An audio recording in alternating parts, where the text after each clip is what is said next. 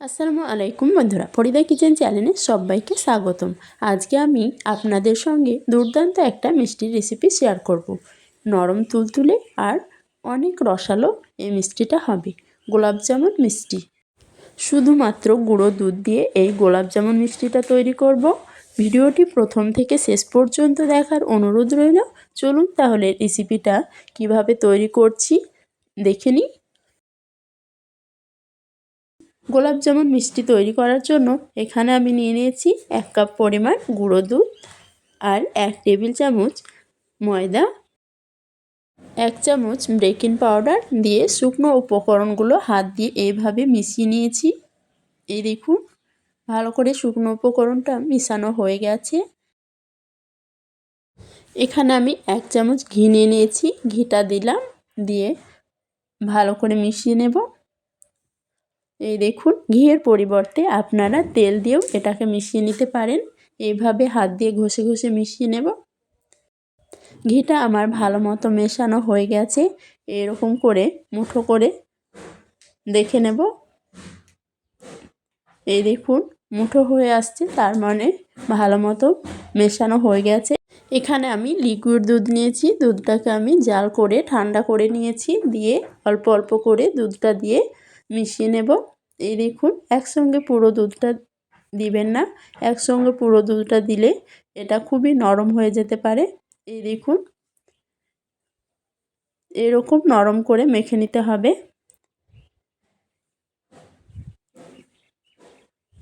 এই দেখুন, এরকম করে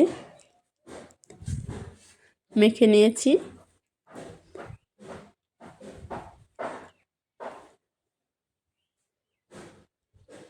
ভালো করে মেখে নেওয়া হয়ে গেছে। এটাকে এবার আমি ঢেকে 5 মিনিট মতো রাখবো। দেখে মনে হচ্ছে নরম, রেস্টে রাখার পর এটা শক্ত হয়ে যাবে। এই দেখুন, 5 মিনিট আমি রেস্টে রেখেছিলাম। 5 মিনিট পর এই দেখুন কতটা শক্ত হয়ে গেছে। এবার গোলাপ জামুন মিষ্টির শেপ দিয়ে নেব। আমি হাতে অল্প পরিমাণে ঘি মাখিয়ে নিয়েছি। ঘিটা মাখিয়ে নিলে ভালো মতো মিষ্টির শেপটা দেওয়া হবে। এই দেখুন, 2 হাতে ভালো করে ঘিটাকে মাখিয়ে নিয়েছি। এবার এতটা পরিমাণ নিয়ে আমি মিষ্টি শেপ দিয়ে নেব। আপনারা এর থেকে বড় করেও মিষ্টিটাকে তৈরি করে নিতে পারেন। আমি এই সাইজে তৈরি করব। এই দেখুন, 2 হাতের সাহায্যে গোল করে নেব। এই দেখুন, একটুও যাতে ফাটা ভাব না থাকে। এই দেখুন, এইরকম করে তৈরি করে নিতে হবে। আমার একটা গোলাপ জামুন মিষ্টি তৈরি করা হয়ে গেল। আমি আর একটাও করে দেখাচ্ছি। এই দেখুন, ভালো করে এটাকে গোল করে নিতে হবে। এই দেখুন, এভাবে আমি সব মিষ্টিগুলোকে তৈরি করে নেব।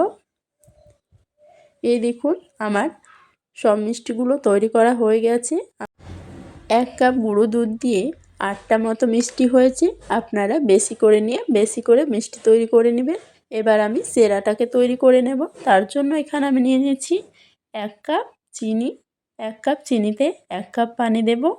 3-4টে এলাচ মুখটাকে আমি ফাটিয়ে দিয়েছি, দিয়ে দেব। এলাচটা যদি আপনাদের ভালো না লাগে তাহলে এটা স্কিপ করতে পারেন।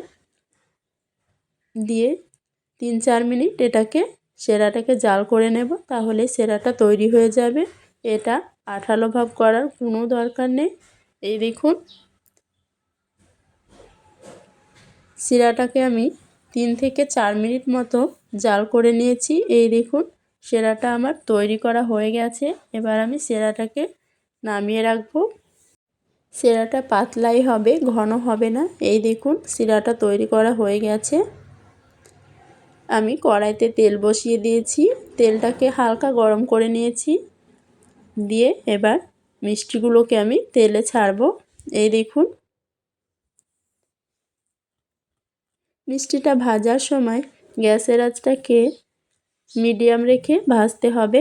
এই দেখুন, দেওয়ার সঙ্গে সঙ্গে তেলে ভেসে উঠেছে। এই দেখুন,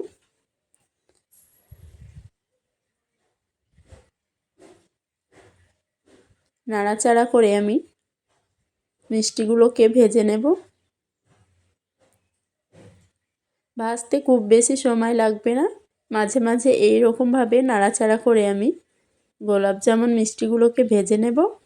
আমার এই গোলাপ জামুন মিষ্টি রেসিপিটি যদি আপনাদের ভালো লেগে থাকে তাহলে লাইক, শেয়ার, কমেন্ট করতে ভুলবেন না কেমন লেগেছে। যারা এখনও পর্যন্ত আমার চ্যানেলটিকে সাবস্ক্রাইব করেননি তারা প্লিজ আমার চ্যানেলটিকে সাবস্ক্রাইব করে পাশের বেল আইকনটি ক্লিক করে রাখবেন, যাতে এইরকম নতুন নতুন ভিডিও আপনারা খুব সহজে পেয়ে যান।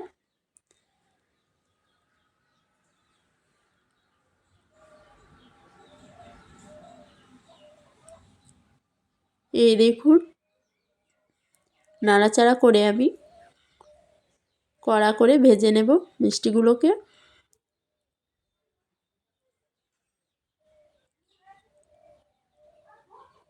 পাঁচ মিনিট মতো মিষ্টিগুলো ভাজতে সময় লাগবে। এই দেখুন মিষ্টিগুলো আমার ভাজা হয়ে গেছে। এই দেখুন এরকম করে ভেজে নিয়েছি।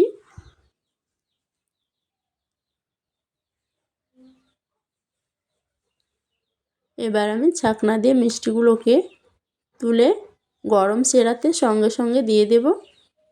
এই দেখুন সেরাটা আমার গরম আছে, তেল থেকে তুলে সঙ্গে সঙ্গে দিতে হবে। এই দেখুন নাড়াচাড়া করে দেব যাতে মিষ্টিগুলোয় ভালো মতো রসটা ঢুকে। এবার একটা বলে ঢেলে নেব। এই দেখুন ঢেলে নিয়েছি। ঢেলে আমি ঢাকা দিয়ে 2 থেকে 3 ঘন্টা মতো রেখে দেব। এই দেখুন 3 ঘন্টা রাখার পর মিষ্টিগুলো কতটা রসালো হয়েছে। এই দেখুন দেখেই বুঝতে পারছেন কতটা রসালো। আমি একটা মিষ্টি দেখাচ্ছি কীরকম রসালো হয়েছে। আমার গোলাপ জামুন মিষ্টি তৈরি করা হয়ে গেল। খুব সহজে এটা আপনারা তৈরি করে নিতে পারবেন, আর খেতেও কিন্তু অসম্ভব মজার হয় এই গোলাপ জামুন মিষ্টিটা। এই দেখুন ভিতরটা কতটা রসালো দেখেই বুঝতে পারছেন। এই দেখুন ভালো থাকবেন, সুস্থ থাকবেন। আল্লাহ হাফেজ।